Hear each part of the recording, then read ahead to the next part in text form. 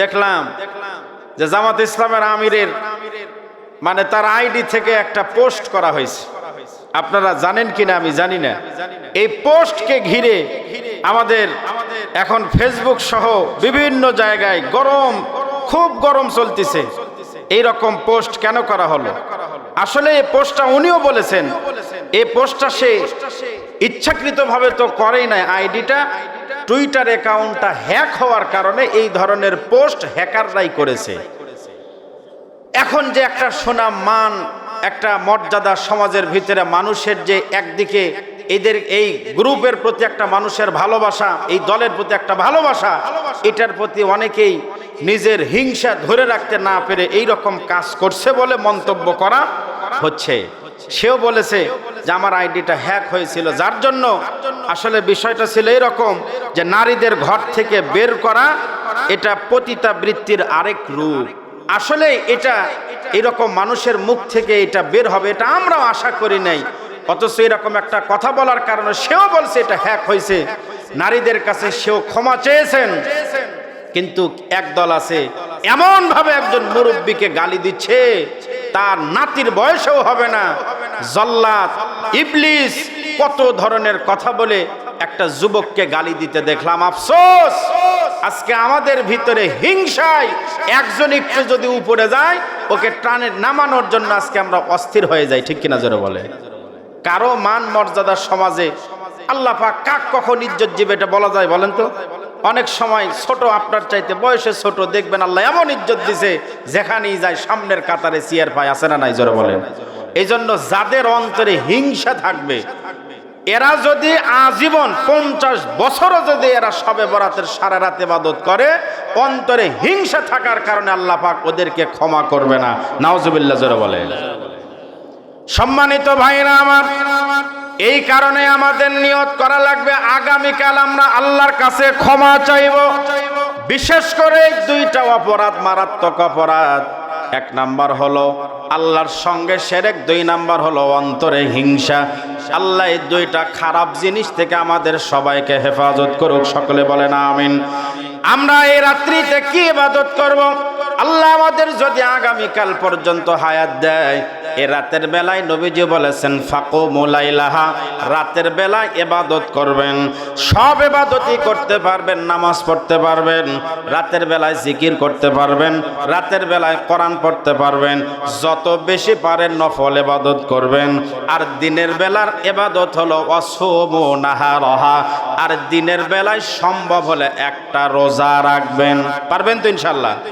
আমরা শবে বরাত মানে মনে করি কি মসজিদে গেলাম, হয় জিলাপি না হয় খিচুড়ি না হয় বিরিয়ানি খাইয়া বাড়িতে আসে ওই যে ঘুম দিলাম, মনে করলাম শবে বরাত পালন হয়ে গেল। হলো কাম হলো? আসলে শবে বরাত মানে বিরিয়ানি খিচুড়ি আর জিলাপি না। শবে বরাত মানে হলো ইবাদতের রাত। একা একাই আল্লাহর কাছে দোয়া করবেন, লম্বা লম্বা সেজদা করবেন, লম্বা লম্বা রুকু করবেন।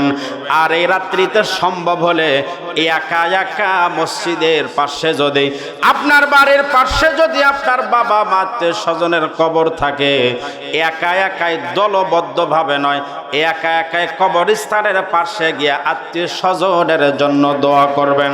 আল্লাহ আমাদের সবাইকে কবুল করুক। সকলে বলেন আমিন। তাহলে আমি বলছিলাম যে আল্লাহ রব্বুল আলামিন এত ভালোবাসলেন আমাকে আর আপনাকে মাফ করে দেওয়ার জন্য আল্লাহ পাক প্রথম আসমানে আসেন, আসার পরে ডাকতে থাকেন এই মানুষকে আল্লাহ এত ভালোবাসে, এরপরেও আল্লাহ কেন বললেন মানুষ ধ্বংস হোক? কারণ আছে না নাই? এত ভালোবাসে এরপরে আল্লাহ ধ্বংস হতে কেন বললেন? এর কারণ আল্লাহ পরের অংশে বলেন, মা আকফারা, এর একমাত্র কারণ হলো মানুষের মধ্যে বড় সমস্যা, মানুষ হলো বড়ই নিমক হারাম। মানুষের সমস্যা, মানুষ কি? নিমক হারাম। নিমক হারাম কাকে বলে জানেন আপনারা? ফার্সিতে একটা প্রবাদ আছে, নিমক খোর দি নিমক দ্বারা শিকস্তি। আপনি একজনকে নুন খাইতে দিছেন, আমরা কি বলি? মানুষের নুন খাইলে গুণ গাওয়া লাগে, বলি কি না? আপনি একজনে নুন খাইতে দিছেন, নুন খাইয়া আপনার গুণ গাওয়া তো দূরের কথা, ওই বেচারা যে পাত্রে নুন আপনি দিয়েছিলেন ওই পাত্রটা ভেঙ্গে রেখে চলে গেল, এর নাম হলো নিমক হারাম। বুঝতে পারছেন তো? যাকে আপনি কি করলেন, নুন খাইতে দিলেন, গুণ না মানে গাওয়া দূরের কথা, সে লবণ দানিটা ভেঙ্গে রেখে গেল, এর আসল নাম হলো নিমক হারাম। মানুষের মধ্যে বড়ই সমস্যা, মানুষ নিমক হারাম। আল্লাহ বলেন মিন নুতফাতিন খালাকা, এই মানুষকে আমি আল্লাহ রাব্বুল আলামিন এমন একটা জিনিস থেকে বানাইছি যার আরবি নাম হলো নুতফা। আরবি নাম কি? এর বাংলা নাম না বলাই ভালো, আরবি বলাই তো মোটামুটি সমাজে এখনো পর্যন্ত আছে। আচ্ছা, আমাকে আর আপনাকে আল্লাহ যে জিনিস থেকে বানাইলো, আচ্ছা আপনাদের এলাকায় দুধের কেজি কত করে? 60 টাকা। আমি আর আপনি এমন একটা জিনিস থেকে তৈরি, এটা 60 পয়সা দিয়ে কি কেউ কিনবে? 60 পয়সা দিয়েও কেউ কিনবে না। এমন একটা নিকৃষ্ট নাপাক একটা জিনিস থেকে আল্লাহ আমাকে আপনাকে বানাইলো। এই নাপাক জিনিস থেকে বানানোর পর এই 18,000 মাখলুকাতের মধ্যে আল্লাহ শ্রেষ্ঠত্ব দান করলেন। ঠিক কিনা বলেন? এই দুনিয়াতে যত মাখলুক, এই মাখলুকাতের মধ্যে সেরা হলো মানুষ, এই মানব। আল্লাহ রাব্বুল আলামিন বলেন, মানুষ এত মহাব্বত করে ভালোবেসে তোমাকে বানাইলাম, একটা নিকৃষ্ট নাপাক পানি থেকে বানায় এত সম্মান দিলাম, অথচ মানুষ তোমরা আমার হুকুম পালন করার জন্য, আপনারা একটু খেয়াল করে দেখেন তো, মসজিদে যখন মুয়াজ্জিন সাহেব আজান দেয়, ফজরের নামাজের আজান হচ্ছে, একটা বার চিন্তা করেন ওই সময় মসজিদের দিকে মানুষ কেমন দৌড়ায়? ফজরের নামাজে লোক বেশি যায় না কম যায়? এক কাতার দুই কাতার মুসল্লি যায় না। আল্লাহ রাব্বুল আলামিন বলেন, মানুষ এই জন্যই তুমি নিমক হারাম। আমি তোমাকে বানাইলাম, তোমাকে রিজিক দিলাম, তোমাকে হায়াত দিলাম, আর আমি আল্লাহর হুকুম পালন করার জন্য যখন তোমাকে ডাক দেওয়া হয়, ওই সময় তুমি আমি আল্লাহর নির্দেশ পালন করার জন্য তুমি দৌড়ায় আসো না। অথচ এই দুনিয়ার মধ্যে আপনি যদি খেয়াল করেন, আপনার বাড়িতে যদি একটা কুকুর আপনি লালন পালন করেন, দেখবেন এই কুকুরটা আপনার বাড়িতে একটু খায়, পচা ভাত খায়, পচা তরকারি খায়। রাতের বেলায় কুকুর ঘুমায় না, দিনের বেলায় কিন্তু কুকুর ঘুমায়। রাতের বেলায় মালিককে ডাকতে বলে, মালিক আপনি আমাকে খাওয়ান, আপনার বাড়িতে আমাকে থাকতে জায়গা দেন। আমি কুকুর দিনে ঘুমাইছি, রাতে ঘুমাই না। আপনি সারাদিন পরিশ্রম করেছেন, আপনি ঘুমান। রাতের বেলায় চোর ডাকাত আসলে আমি আপনাকে ঘুম থেকে ডাক দিব, যাই কিনা? অপরিচিত কেউ আসলে কুকুর ঘেউ ঘেউ শুরু করে না? তাহলে একটা কুকুরকে মালিক শুধু জায়গা দিল, মালিক শুধুমাত্র একটু খাইতে দিল, পচা ভাত খাওয়ায়, নষ্ট হয়ে যাওয়া তরকারি খাওয়ায়, এই মালিকের জন্য কুকুর সারা রাত পর্যন্ত না ঘুমায় দাঁড়ায় থাকে, সারা রাত মালিকের বাড়ি পাহারা দেয়। আর আমি আর আপনি সারা রাত নাক ডেকে ঘুমাইলাম। 10টা মিনিট লাগবে মসজিদে গেলে ফজরের নামাজ পড়ার জন্য, এরপরেও আমরা আরামের ঘুম বাদ দিতে পারি না, আছে না নাই? আল্লাহ বলে, মানুষ সেই জন্যই তুমি নিমক হারাম। একটা নিমক হারামের ইতিহাস আপনাদেরকে শোনাই। এই দুনিয়ার বড় একজন নিমক হারাম হলো নবীজির চাচা আবু লাহাব। নবীজির চাচা কি নাম? আবু লাহাব। লোকটা ভালো না খারাপ? নবীজির চাচা আবু লাহাব এবং আরেকটা চাচা হলো আবু তালেব।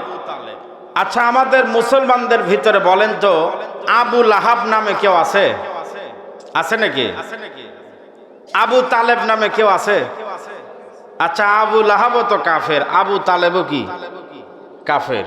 কিন্তু আবু লাহাবের নাম আমার তো মনে হয়, আপনারা যদি খোঁজ করেন, হিন্দু মনে হয় কারো নাম আবু লাহাব রাখছে, আমার জানা নেই। আছে নাকি?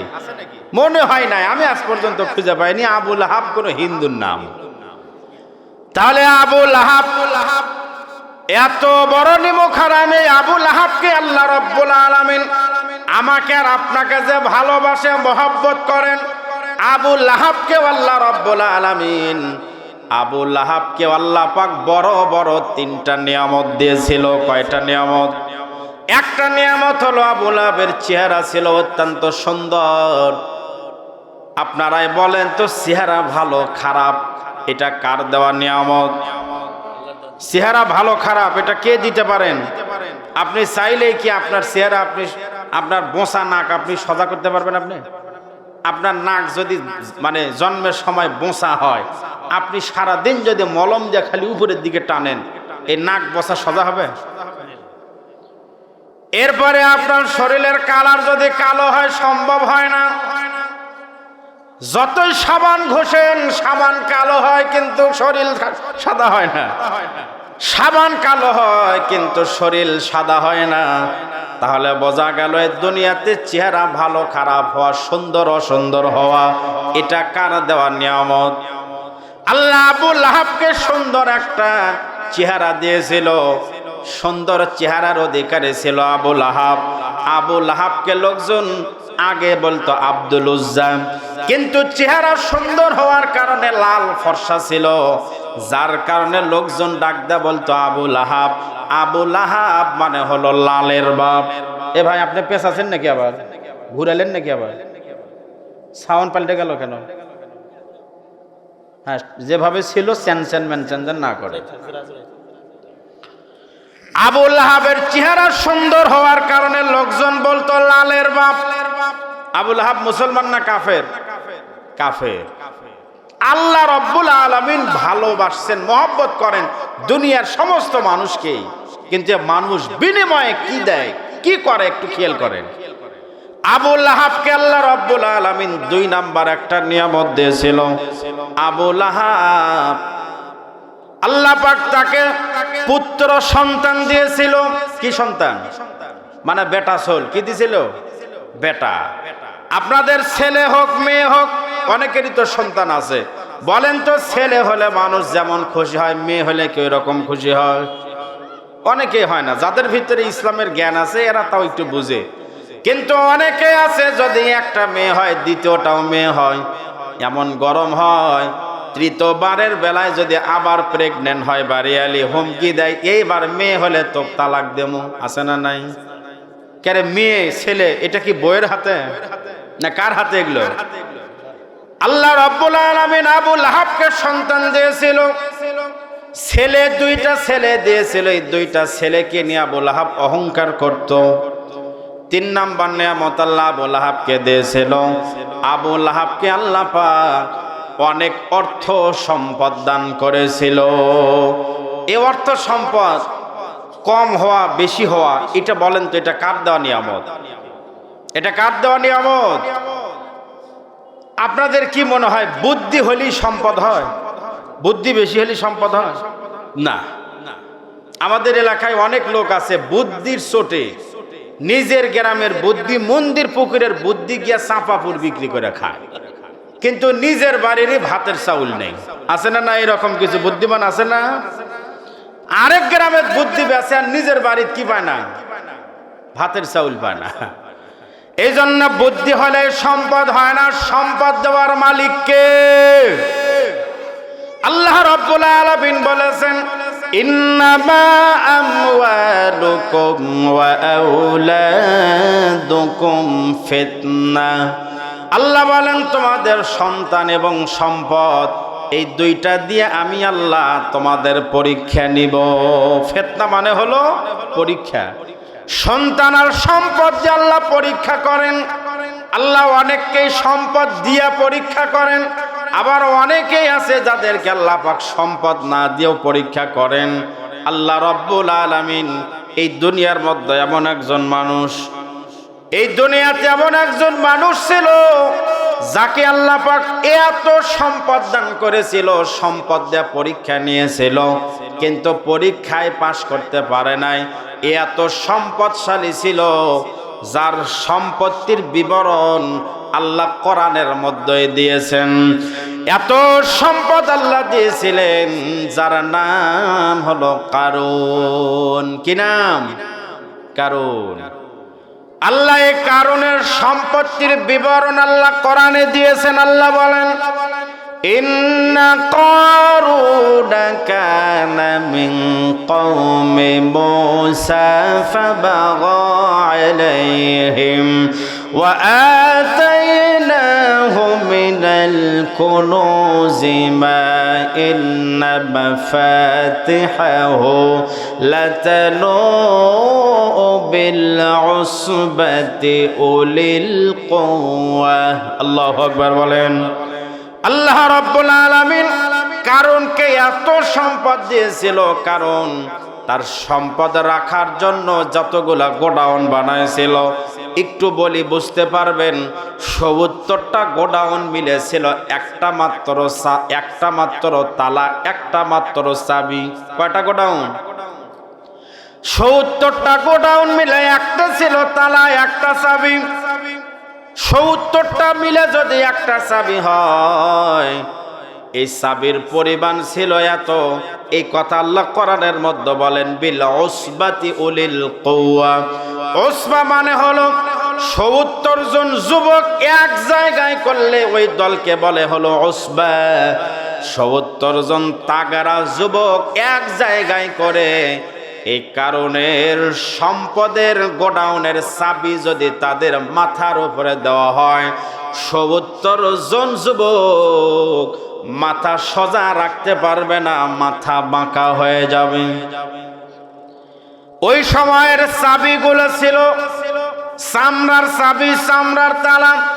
বর্তমান যেমন লোহার চাবি, লোহার তালা, পিতলের চাবি, পিতলের তালা। ওই জামানায় চাবি ছিল চামড়ার, তালাও ছিল চামড়ার। আপনারা বলেন তো, চামড়ার তালা চাবি যদি এই জামানায় লাগানো হয়, তাহলে কি সম্পদ থাকবে? সম্পদ ঠিক থাকবে নাকি? লোহার তালা চাবি তাই ভাঙ্গে চুরে কাটিয়ে চলে যায়। আর যদি এখন যদি চামড়ার তালা চাবি লাগায়, তাহলে অবস্থা কি হবে চিন্তা করেন। আসলে মানুষ কারুনের জামানা তো এখন থেকে, কারণ তো মুসা আলাইহিস সালামের জামানার লোক, এখন থেকে প্রায় ৩০০০ বছর আগের লোক। এত সিটার বাটপার ছিল না। এখন যত সিটারি বাটপারি হয়, এখন তো মাঝে মাঝে ট্রান্সমিটার পর্যন্ত চুরি করে। চুরি করবার যা শর্ট খায় ওটি পরে মরে থাকে, তাও হুঁশ হয় না। কিছু লোক আছে না? নাই? আপনাদের আদমদিঘিতে ট্রান্সমিটার চুরি হয় না? আপনাদের আদমদিঘিতে একটা ঘটনা দেখছি, ট্রান্সমিটার চুরি করবার ওটা শর্ট খায় পরে ওই নিচেই মরেছিল। কেউ ওই জায়গাতে পুড়ে ওই জায়গার ভিতরে একবারে সুটকি হয়ে থাকে, এরপরও লজ্জা হয় না। কিন্তু ওই জামানায় মানুষ একটু সহজ সরল ছিল। পাকিস্তানের একটা ঘটনা পড়ছি আমি, ওই জায়গায় মানে উল্লেখ আছে, কিতাবের ভিতরে আছে যে একটা লোকের বাড়িতে চোর চুরি করতে গেছে। তো চুরি করতে গিয়ে বাড়ির মালিকের কাছে চোর ধরা পড়ছে। তখন চোরের দুইটা পাও বান্ধে বারান্দার সাথে বান্ধে চোরে বলছে, তুই এখানে বসে থাক, আমি থানায় থেকে যাব আর পুলিশ নিয়ে আসবো, তুই এখানে বসে থাক। এই চোরের বান্ধিছে হলো পাও। চোরের কি বান্ধিছে?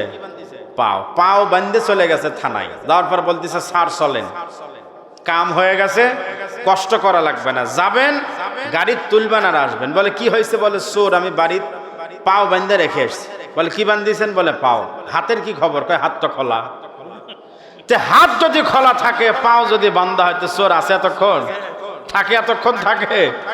তখন বলছে, স্যার দেখি চলেন তো, মনে হয় আছে। এবার ওখান থেকে পুলিশে নিয়ে বাড়িতে আসার পরে দেখে, হ্যাঁ, চোর যে জায়গার ভিতরে আর পাও বান্ধে রেখে গেছে ওখানেই বসে আছে, টুপ পাড়তেছে।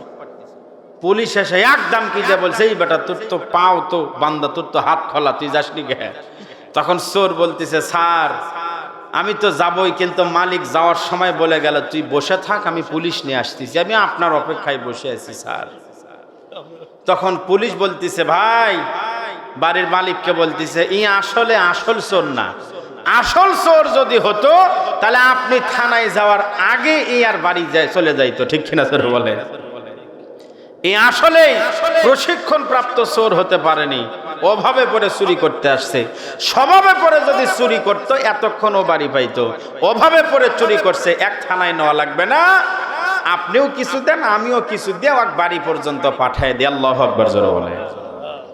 ওই জামানার মানুষ ছিল সহজ সরল, যার কারণে চামড়ার তালা চামড়ার চাবি পর্যন্ত চলতো, এখন কিন্তু চলবে না। এখন তালা যদি লাগান, একটা লাগান না 5টা লাগান, তারপরেও রিস্ক আছে। এই চাবি বহন করার জন্য 70 জন যুবক যদি বাঁকা হয়ে যায়, তাহলে সম্পদ ছিল কত? চাবি বহন করতে 70 জন লাগতেছে, তাহলে সম্পদ কতটি আছে চিন্তা করেন তো। এই কারণের এত সম্পদ, এমন কোন দেশ নাই যে দেশের মধ্যে কারণের ব্যবসা নাই। মণি মুক্তা জহরত যা আছে, সোনা দানা সব কারণের ছিল। এত সম্পদ এমন কোন দেশ নাই যে দেশে কারণের বাড়ি গাড়ি বিল্ডিং ছিল না। কারণের কাছে মুসা নবী গিয়ে বলল, কারণ ভাই, কারণ মুসা নবীর সম্পর্কে চাচাতো ভাই হতো। কারণের কাছে গিয়ে বলল, কারণ ভাই, এক সময় তোমার কোনো কিছুই ছিল না, তোমার কোনো কিছুই ছিল না। আল্লাহ রব্বুল আলামিন তোমার উপরে দয়া করেছেন। আহসিন কামা আহসানাল্লাহু ইলাইক, আল্লাহ তোমার উপরে আল্লাহ দয়া করেছেন, দয়া করে কোটি কোটি টাকার মালিক বানাইছেন। তুমি একটু তোমার আশেপাশে যারা আছে এদেরকে, এদের প্রতিও তুমি একটু দয়া করো। আল্লাহ যেমন তোমাকে দয়া করে মায়া করে এত সম্পদ দিল, তুমি একটু তোমার আশেপাশে যারা গরিব আছে এদের প্রতি তুমিও একটু দয়া করো। বলেন তো, সম্পদ বেশি হলে মানুষের হক বাড়ে না কমে? আপনি সম্পদ পাইলেন, পাওয়ার পরে আপনি পেট ভর্তি করে খায়া নাক ডেকে ঘুম পাড়তেছেন, আর প্রতিবেশী ক্ষুধার যন্ত্রণায় ছটফট করতেছে। আপনি হাসরের ময়দানে আপনি যতই নামাজি হন, আপনি সেদিন জাহান্নামী হবেন। নাউজুবিল্লাহ, জোরে বলেন।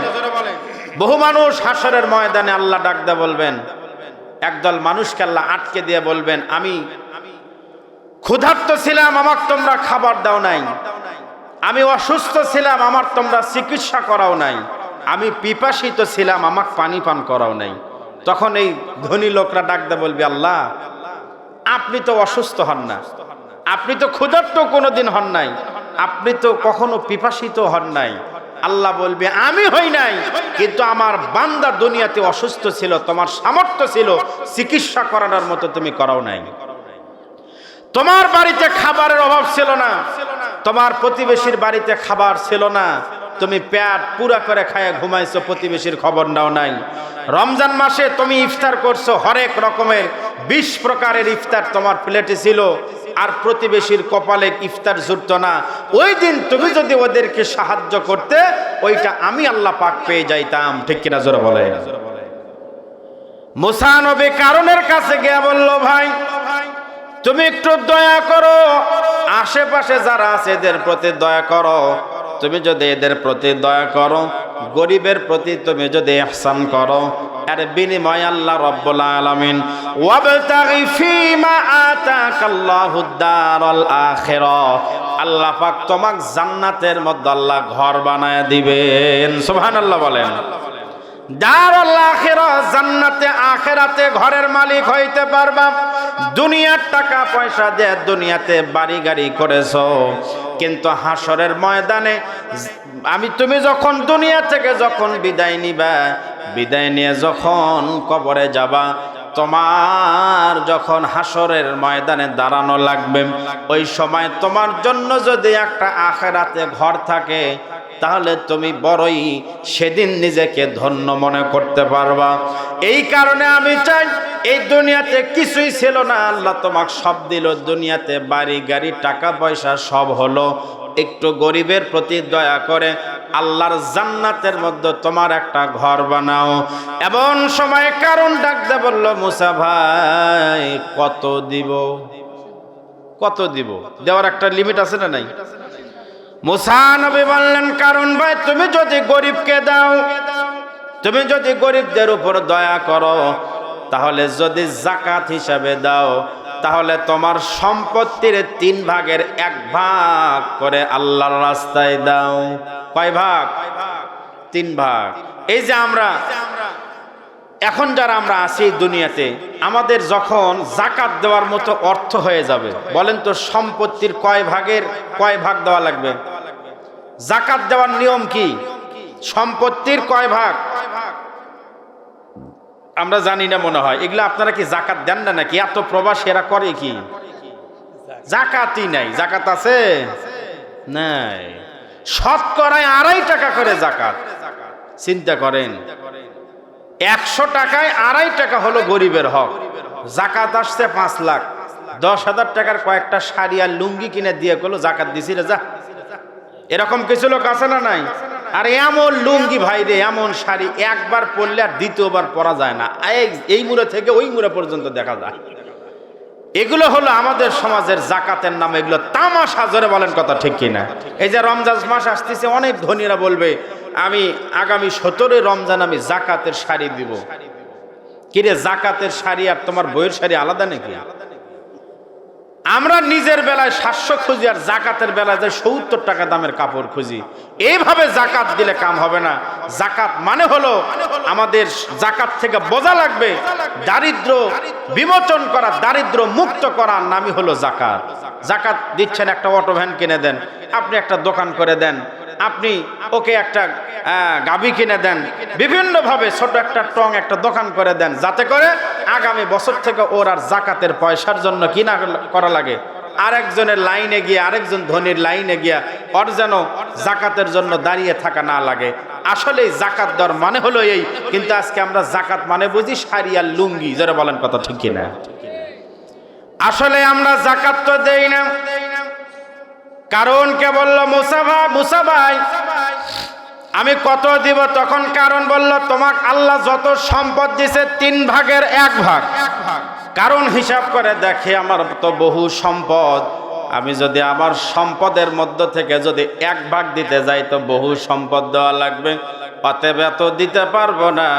এবার কারণ হিসাব কিতাব করে দেখলো এই জাকাত থেকে কেমনে বাঁচা যায়, মুসার হাত থেকে কেমনে বাঁচা যায়। একটা সুন্দর একটা ও অপকৌশল তৈরি করলো। একটা মহিলাকে ভাড়া করলো। মহিলাকে ভাড়া করে মহিলাকে ডাকতে বললো, মহিলা আমার একটা কাজ করে দেওয়া লাগবে, এই কাজটা তুমি যদি করো এর বিনিময়ে তুমি যা চাবা তাই দেওয়া হবে। মহিলা বলল কি কাজ করা লাগবে? কারণ বলল মুসা নবীর বিরুদ্ধে এই কথা বলা লাগবে, মুসা তোমার সঙ্গে জেনা করেছে। নাউজুবিল্লাহ জোরে বলেন। এটা কি সম্ভব? মুসা আমার সঙ্গে জেনা করেছে, এই কাজটা তোমার করা লাগবে। মহিলা বলল না আমি করতে পারবো না, এত বড় খারাপ কাজ আমি করতে পারবো না, এত বড় একটা মিথ্যা অপবাদ আমি দিতে পারবো না, আমার পক্ষে সম্ভব নয়। তখন কারণ বলল আমার দেশে থাকবা, আর আমার কথা যদি না মানো বুঝতে পারতেছ অবস্থা কেমন হবে। মহিলা দেখলো বিপদে তো পড়ে, মহিলা বেকায়দায় পরে রাজি হয়ে গেল। মহিলা বলল ঠিক আছে কাজ করব, কিন্তু এর বিনিময়ে আমাকে 10,000 স্বর্ণ মুদ্রা দেওয়া লাগবে। কয় হাজার? ওই জামানায় 10,000 মানে অনেক। 10,000 স্বর্ণ মুদ্রা যদি দাও তাহলে কাজ করব। কারণ চিন্তা করে দেখলো 1 ভাগ দিলে তো বহু যায়, 10,000 দিয়ে যদি পার হওয়া যায় তাহলে তো ভালোই হয়। এবার কারণ বলল ঠিক আছে, ঠিক আছে, তুমি মুসার বিরুদ্ধে এমন অপবাদ লাগাইবা, আমি তোমাকে 10,000 টাকা দেব, অসুবিধা নাই, স্বর্ণ মুদ্রা দিব। মহিলা বলল কাজ করব, আগে পেমেন্ট দাও, আগে টাকা তারপরে কাম। আমাদের কিছু লোক আছে না নাই, কয় ভোট দেবো ভাই আগে দেন। কি দিবেন? এখনই দেন, ভোটের পরে আর খুঁজে পাই না। এই জন্য যা নেওয়ার এখনই নি, পরে আসেন আর না আসেন অসুবিধা নাই। এই জন্য আমাদের সমাজে আসলে জনগণও যেমন নেতারাও হয়েছে এইরকম।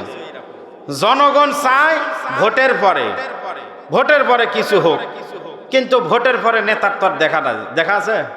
নেতা এলাকা তার থাকেই না। ওই জন্য এরা চিন্তা করছে এক যেহেতু ভোটের পরে পাওয়া যায় না, অতএব যা নেওয়ার দেখি ভোটের আগেই নেব, যাতে পরে আর আমার নেতার কাছে যাওয়ার দরকার না হয়। কিছু এইরকম হয় কিনা যারা বলে? আসলে এইটা ঠিক না। আসলে নেতার যখন দরকার তখনই নেওয়া ভালো। নেতার আমরা একজন নেতার কাছে আশা করব, আমরা যখন বিপদ আপদে পড়ব, আমাদের রাস্তাঘাট, হাসপাতাল, শিক্ষা ব্যবস্থা এই সমস্ত কাজে নেতাদেরকে ব্যবহার করব। আল্লাহ আমাদের সবাইকে সঠিক বুঝদান করুক, সকলে পড়েন আমিন। মহিলা বলল, আমার টাকা যদি আগে দাও তাহলে কাজ করব, কারণ কারণের চরিত্র এত খারাপ, একবার যদি কারণের স্বার্থ সিদ্ধ হাসিল হয় তাহলে 10,000 তো দূরের কথা, 10 টাকাও দিবি না। এই জন্য আগেই টাকা। এবার কারণের কাছ থেকে বুঝে নিল। কারণ বলল, অমুক বড় ঈদগাহ ময়দানে মুসা নবীর একটা আলোচনা সভা আছে, ওই জায়গায় নির্দিষ্ট সময় নির্দিষ্ট দিনে আসবা। ওই দিন মুসা নবীকে হাজার হাজার মানুষের সামনেই কথা তোমার বলা লাগবে, এই অপবাদটা দেওয়া লাগবে। টাকা দিলাম, নিয়ে যাও। মহিলা টাকাগুলো নিয়ে বাড়িতে গেল। নির্দিষ্ট দিনে মুসা নবীর একটা আলোচনার সভায় আসলো। আলোচনা সমাপ্ত করলেন মুসা নবী। মুসা নবী মোনাজাত করবেন। এমন সময় কারণ ডাকতে বলল, মুসা ভাই মোনাজাত করবেন, অসুবিধা নাই, তবে মোনাজাতের আগে একটা মাসআলার জবাব দেওয়া লাগবে। কিসের জবাব? এ মাসআলার জবাব দিয়ে তারপর মোনাজাত করেন। মুসা নবী বললেন, কি মাসলা বলো। এমন সময় কারণ বলল, আমার মাসলা হলো, কেউ যদি জেনা করে তাহলে শরীয়তে তার শাস্তি কি? মুসা নবী বললেন, আশ-শাইখু খাতু ইদা জানায়া ফারজুমুহুমা, বিবাহিত ছেলে মেয়ে যদি জেনা করে তাহলে পুরুষকে তার নাভি পর্যন্ত মাটির নিচে আর নারীকে বুক পর্যন্ত মাটির নিচে গেড়ে দেওয়া হবে এবং পাথর মেরে রজম করে দুনিয়া থেকে বিদায় করা হবে।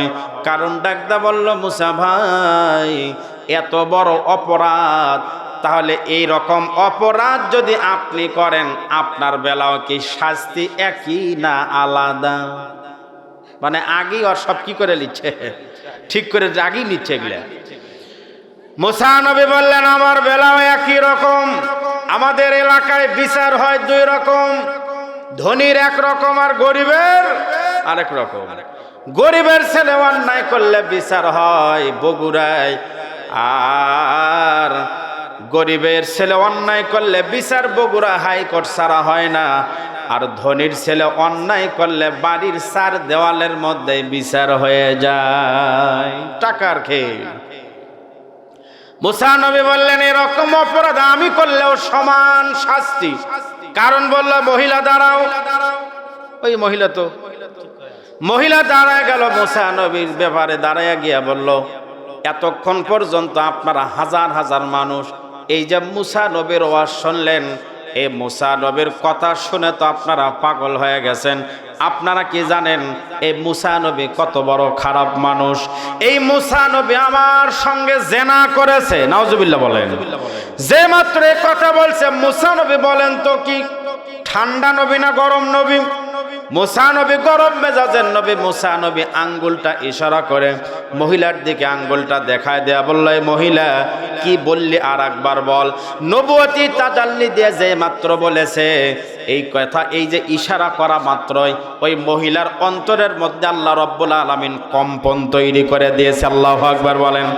মহিলা ডাকদা বললেন, না না ওগো আল্লাহর পয়গম্বর মুসা নবী, আপনি আমার সঙ্গে জেনা করেন নাই।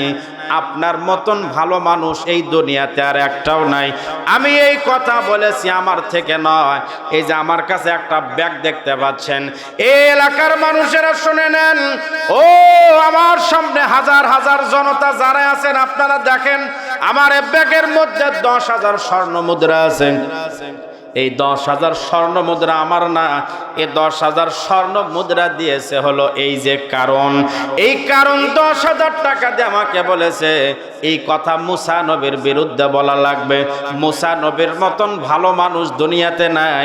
আমার কারণের টাকা লাগবে না, কারণের টাকা কারণকে ফেরত দিলাম। মুসা নবীকে বললেন, আল্লাহর পয়গম্বর আমি ভুল করেছি, আমাকে ক্ষমা করে দেন। মুসা নবী মহিলাকে ক্ষমা করে দিলেন। এবার মুসা নবী আল্লাহ ডাকতে বললেন, আল্লাহ যে কারণ মহিলা ভাড়া করে আমার ব্যাপারে এত বড় অপবাদ লাগাইলো, আল্লাহ আল্লাহ এই কারণের কি আপনি বিচার করবেন না? আল্লাহ রাব্বুল আলামিন বললেন, মুসা তুমি যেমন বিচার চাও আমি সেইভাবেই ফয়সালা দিব। আল্লাহু আকবার বলেন। তুমি যেমন শাস্তি চাও সেভাবেই শাস্তি হবে। মুসা নবী বললেন, আল্লাহ আপনি আমাকে একটু পাওয়ার দেন। এবার মুসা নবীকে আল্লাহ ক্ষমতা দিলেন, পাওয়ার দিলেন, ক্ষমতা পাইলেন। ক্ষমতা যখন পেয়ে গেলেন, মুসা নবী মাটিকে লক্ষ্য করে বললেন, ইয়া আরদ খুজি কারণ, হে জমিন কারণ এক ধর, এই মাটি কারণ এক ধর। এই কথা বলা মাত্রই জমিন কারুনের পায়ের টাকলু পর্যন্ত মাটির নিচে ডেবে নিয়েছে। আল্লাহু আকবার জোরে বলেন। কারুনের টাকলু পর্যন্ত মাটির নিচে এবার গেড়ে গেছে। কারণ চিন্তা করছে আমার ডানে বামে বহু লোক, ওরা হয়তো টান দিবি। বিপদের সময় কেউ আছে? বিপদের সময় কেউ নাই, আশেপাশের লোকগুলো আসে না। মুসা নবী আবার বললেন, ইয়া আরদ খুজি কারণ, হে জমিন কারণের ধর। এই কথা বলা মাত্রই কারণের হাঁটু পর্যন্ত মাটির নিচে গেড়ে গেছে। কারণ চিন্তা করছে দেখি একটু শক্তি দিয়ে ওঠা তো যায়, হাঁটু পর্যন্ত কাদর ভিতরে আপনার ডেবে গেলে শক্তি দিলে উঠতে পারেন না। কারণ চিন্তা করছে হয়তো উঠতে পারবো, শক্তি খাটায় কাম হয় না। মুসা নবী আবার বললেন, ইয়া আরদ খুজি কারণ, হে জমিন কারণ এক ধর। এই কথা বলা মাত্রই কারণের মাঞ্জা পর্যন্ত মাটির নিচে গেড়ে গেছে। কারণের মাঞ্জা পর্যন্ত যখন মাটির নিচে গেড়ে গেছে, কারণ এবার দেখলো আমি যেভাবে মাটির নিচে যাচ্ছি, এখন যদি আমাকে মুসা যদি ক্ষমা না করে তাহলে তো আমি বাঁচতে পারবো না, আমি তো রক্ষা পাবো না। মুসা নবীর কাছে চোখের পানি ছেড়ে দিয়ে কান্দে। মুসা নবীর কাছে এমন ভাবে কান্না শুরু করেছে, কারণের চোখের পানি দিয়ে আশেপাশের সমস্ত মাটি পর্যন্ত কাদা হয়ে গেছে। কারণ এমন ভাবে মুসা নবীর কাছে ক্ষমা চায়। আল্লাহ ডাকদা বললেন, মুসা কারণ যেভাবে তোমার কাছে ক্ষমা চায়, এইভাবে কারণ আমার কাছে চোখের পানি ছেড়ে দেখ কাঁদলে আমি কারণকে আমি ক্ষমা করতাম। মুসা দেখো তো কারণকে কি ক্ষমা করা যায় না? আল্লাহকে ডাকদা বললেন, আল্লাহ আপনি যদি নির্দেশ দেন কারণকে ক্ষমা করা লাগবে, কারণ আমার যতই বড় ক্ষতি করুক না কেন আমি কারণকে মাফ করব। আর যদি আপনি সুপারিশ করেন আমি মানতেও পারি নাও পারি। সুপারিশ মানাও যায়, নাও মানা যায়। আল্লাহ আপনি আমাকে নির্দেশ করতেছেন না সুপারিশ করতেছেন? আল্লাহ বললেন, আমি সুপারিশ করতেছি, নির্দেশ করতেছি না। এবার মুসা নবী বললেন, তাহলে এটা আমার ব্যাপার, আমি মানলে মানবো, না মানলে কোনো অসুবিধা নাই। কারণ এবার দেখলো আমি এত মাফ চাই, কিন্তু মুসা নবীর তো মনটা নরম হয় না। কারণ চিন্তা করলো যে ভাবসাব শুরু হয়েছে, আমাকে তো মুসা মাফ করবে না, আমি তো ধ্বংস হয়েই যাচ্ছি, আমি তো মারাই যাচ্ছি, অতএব মরেই যে তো যাব, মরার আগে একটা মরণ কামড় দিয়াই মরতে চাই, মরেই তো যাচ্ছি।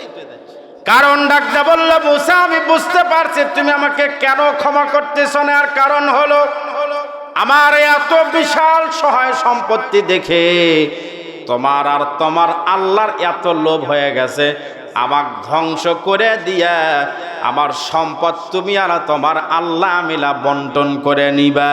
নাউজুবিল্লাহ জোরে বলেন। তুমি আর তোমার আল্লাহ মিলা আমার সম্পদ ভাগ করে নিবা।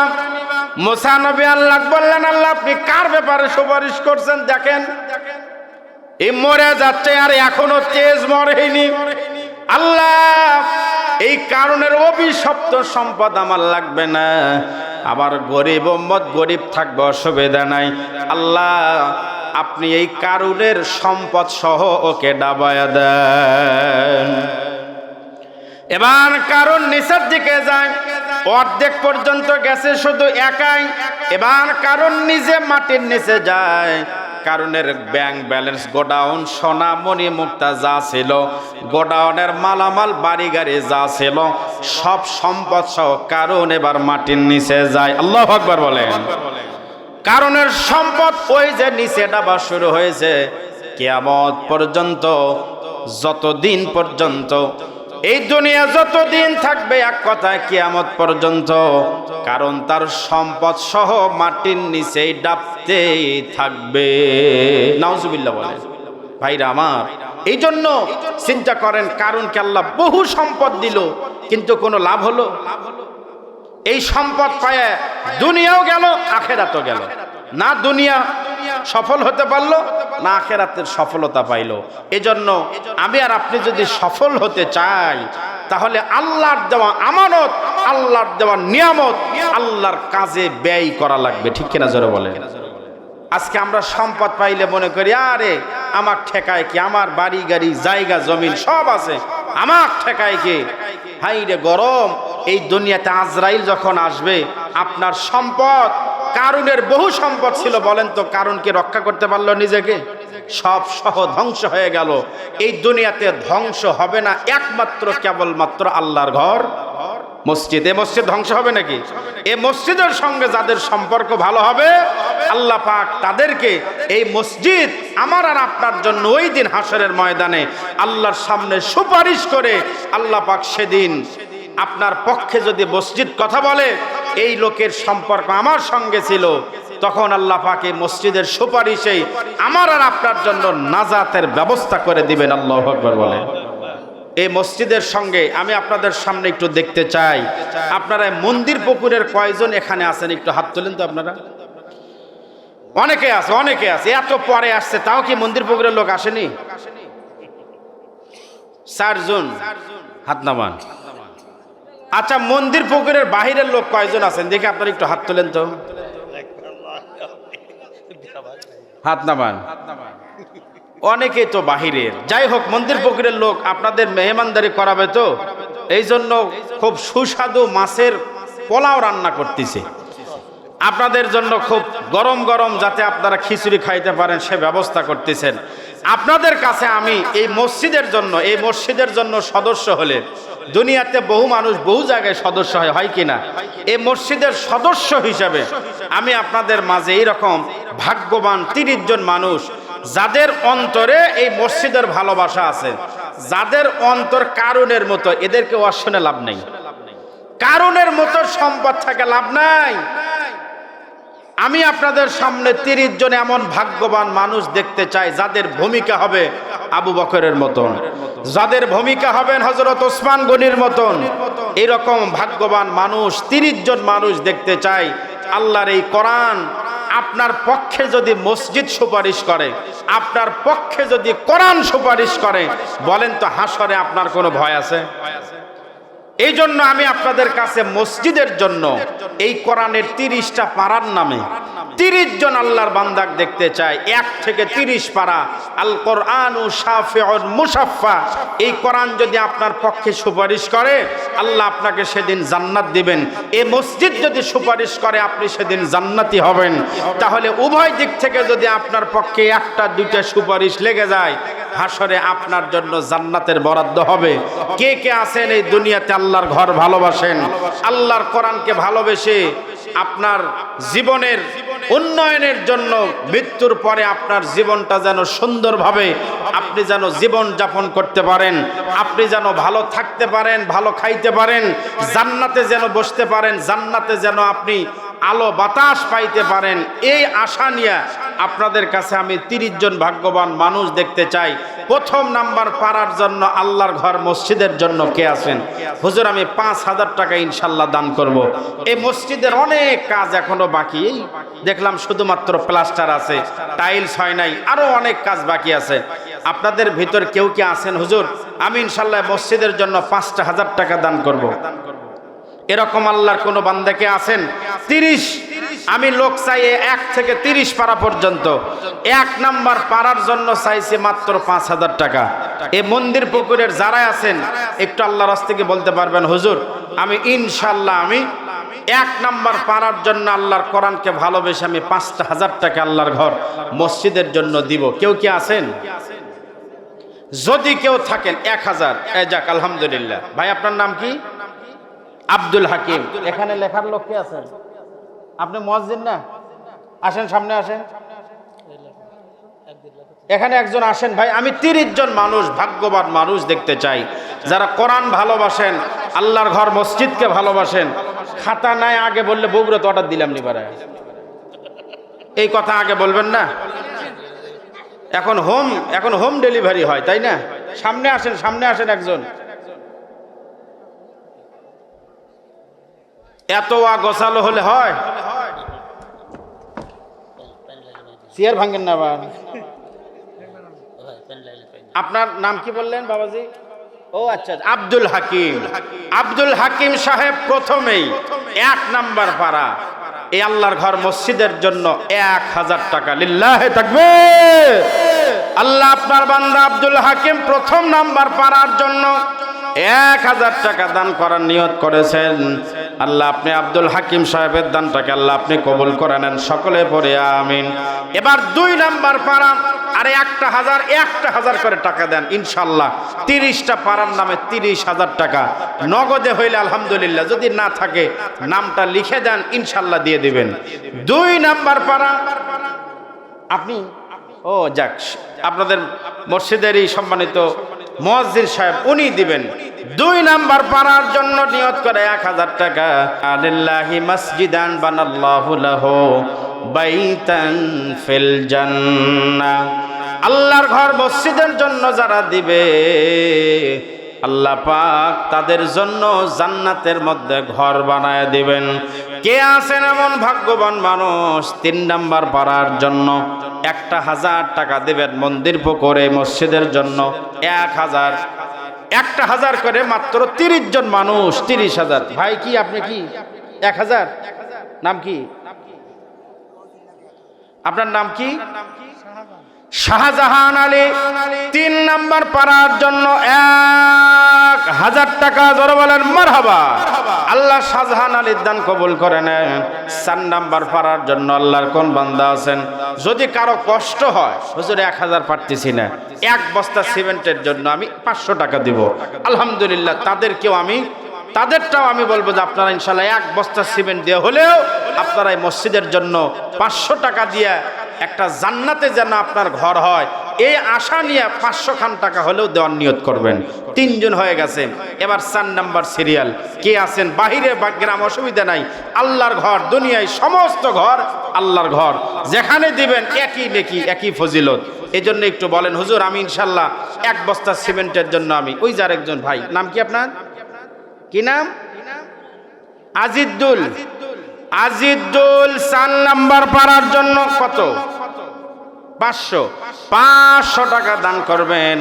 আল্লাহ আপনি আজিদুলের দানকে কবুল করে নেন। এবার সিরিয়াল নাম্বার 5 নাম্বার পাড়া। 5 নাম্বার পাড়ার জন্য কে আছেন? 1000 হইলে আলহামদুলিল্লাহ, যদি 1000 দিতে কষ্ট হয় 500 কমপক্ষে দেবেন। 500 টাকা দিয়া ধন বুঝে মন কেড়ে নিতে কতক্ষণ। নদীর কুল ভাঙ্গে ও কুল গড়ে, এই তো নদীর খেলা, সকালবেলার ধনের তুই ফকির সন্ধ্যাবেলা। 4 পর্যন্ত আল্লাহর বান্দা পাইলাম। এবার 5 নাম্বার পাড়ার জন্য আল্লাহর ঘর মসজিদের জন্য আল্লাহর ঘরে দিবেন, আল্লাহ আপনাকে জান্নাতে ঘর বানায় দিবেন ইনশাআল্লাহ। আরো জালিয়া কন্দ 1000 টাকা 5 নাম্বার পাড়ার জন্য আল্লাহ রোজালিয়া কন্দর দানকে কবুল করে নেন। এবার 6 নাম্বার সিরিয়াল কে আছেন? কোন আল্লাহর বান্দা আছেন? এখন পর্যন্ত কি সবই বাকি হলো? 1-8টা নগদ দেওয়ার মতো নাই। 500 হোক 1000 হোক, একটা নগদ লোড দেখতে পারলাম না বাড়ি। 500 যদি হয় হুজুর আমি ইনশাআল্লাহ নগদে দিলাম। এখন পর্যন্ত টেবিল ফাঁকাই পড়ে আছে। একটু আসেন, একটু মেহেরবানি করে একটু তাড়াতাড়ি বলেন কয়টা হয়ে গেছে? 5টা তো হয়েছে। 6 নাম্বার সিরিয়াল 6 নাম্বার পাড়ার জন্য আল্লাহর কোন বান্দা আছেন? একটু আসেন বলেন নগদে, একটু নগদে একটা পার্টি একটু দেখি হুজুর ইনশাল্লাহ আমি যে ইনশাল্লাহ নগদে দিচ্ছি, নগদে দিয়ে যাবেন। একটু আসেন ভাই, আপনার জন্য একটু প্রাণ থেকে দোয়া করব। 500 টাকা মনে হচ্ছে কবে থেকে দেখি না বাড়ি। একটু আসেন, একটু মেহেরবানি করে আল্লাহর ঘর মসজিদের জন্য একটু দিলটা নরম করে দিয়া। এই মন্দির পুকুরের অনেক মানুষ এখনো বাহিরে আছেন, এখন একটু ভিতরে আসেন। আপনাদের গ্রামের মসজিদ, হ্যাঁ যাক, এটাকে সাথী অসুস্থ, নগদ 500 টাকা 6 নাম্বার পাড়ার জন্য আল্লাহ নগদে চাইছিলাম। আপনার বান্দে সাথী অসুস্থ, 6 নাম্বার পাড়ার নিয়তে নগদ 500 টাকা দান করেছেন। আল্লাহ আপনার বান্দি সাথীকে আল্লাহ আপনি সুস্থ করে দিন, সকলে বলি আমিন। আমার আরেকজন চাচা, নাম কি ওনার? ওই যে সামনে থেকে একজন, ওনার নামই জামাল। 500 টাকা নগদে দান করেছেন আল্লাহ 7 নাম্বার পারার নিয়তে, আল্লাহ আপনি কবুল করে নেন। আল্লাহ জান্নাতি মানুষ হিসাবে আল্লাহ আপনি কবুল করেন। আল্লাহ জান্নাতে আপনি তার জন্য যেমন দুনিয়াতে ঘর বানায় দিল, জান্নাতে তার জন্য ঘর বানায় দেন। 8 নাম্বার সিরিয়াল। এবার কে এটা? এটা কে দিলেন? Nazrul Islam. 8 number serial, 8 number পারার জন্য নজরুল ভাই 500, তাই না? নগদ 500 নগদ, 500 বাকি। 8 নাম্বার সিরিয়াল 1000 টাকা নজরুল। এবার 9 নাম্বার পারার জন্য আল্লাহর কোন বান্দা আছেন?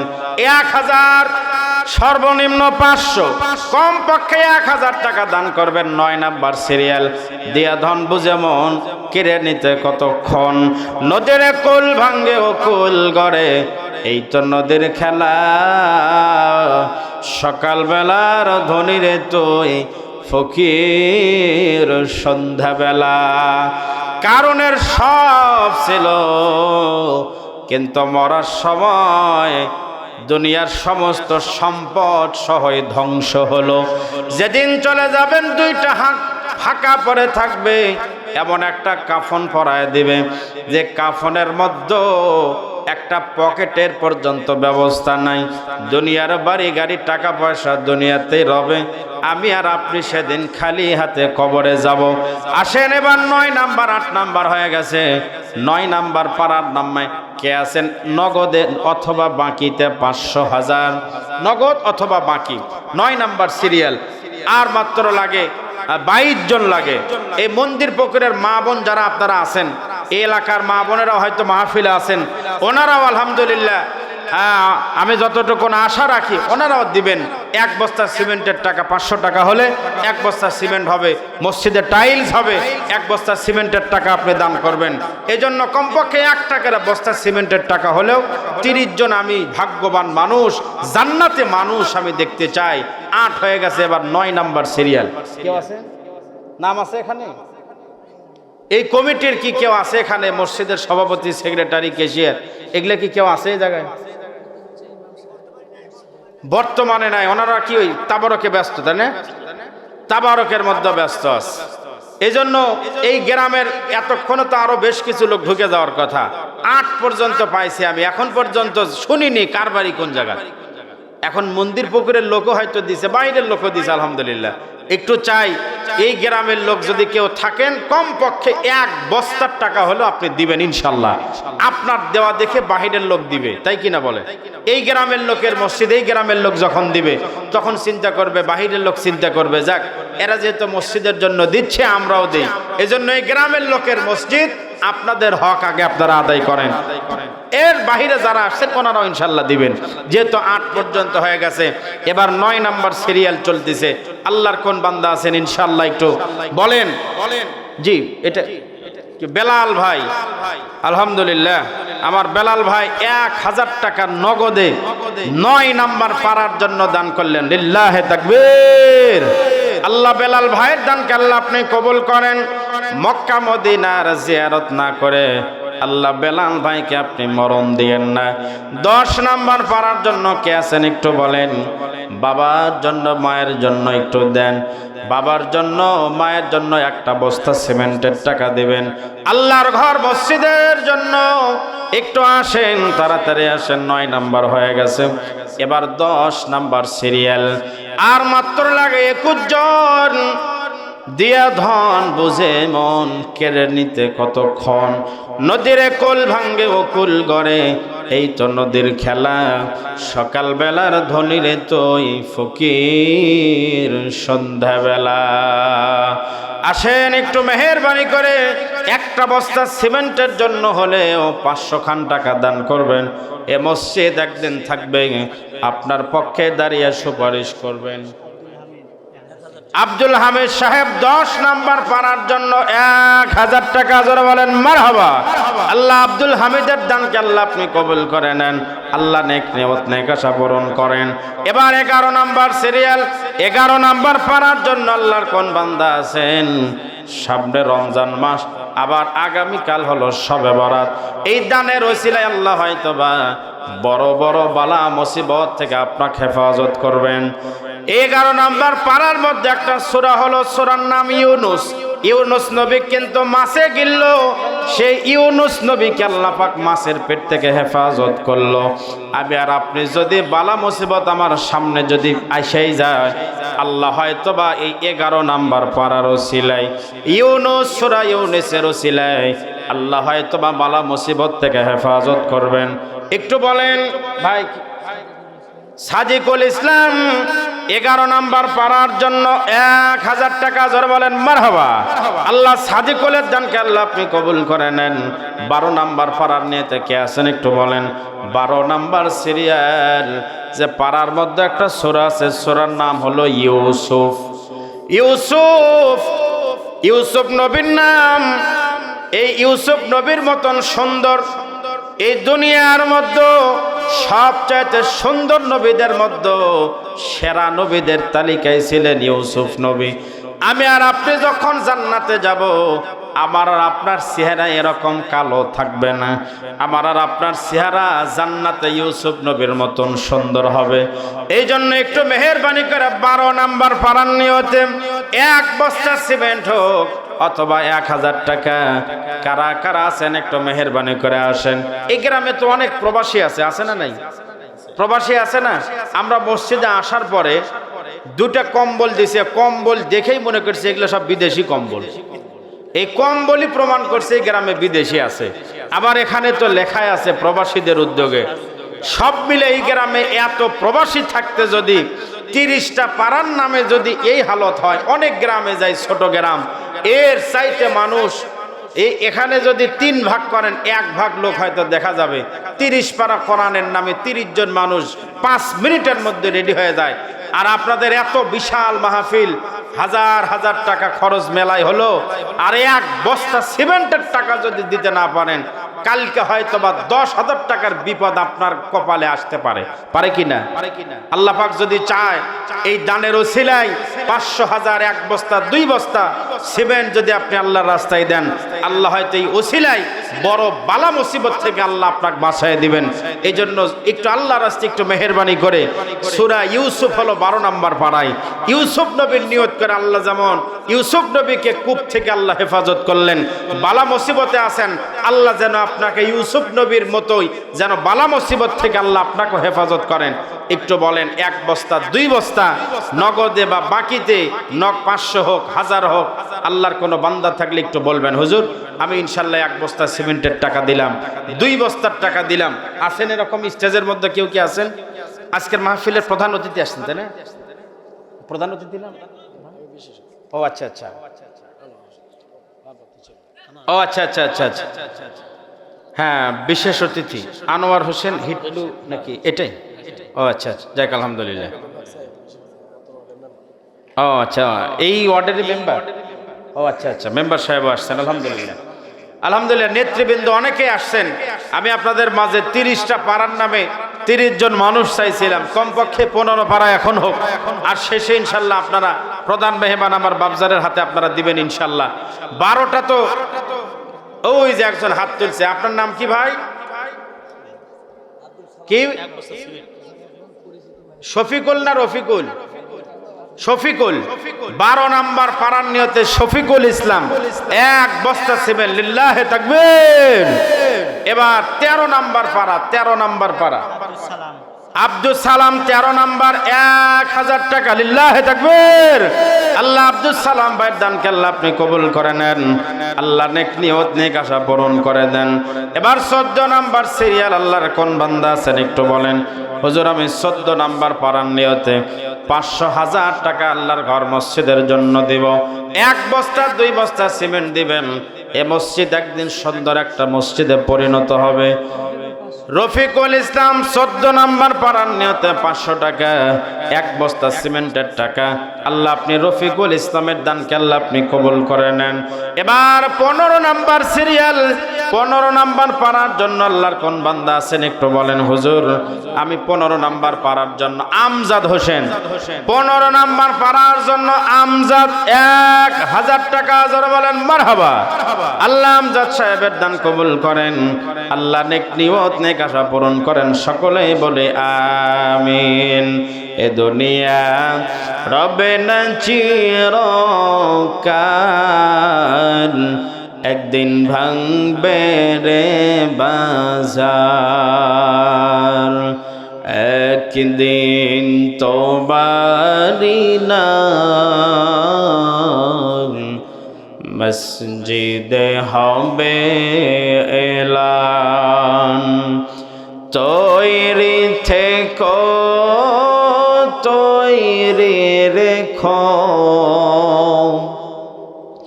কবরের মাল সামান, একদিন তোমারি নাম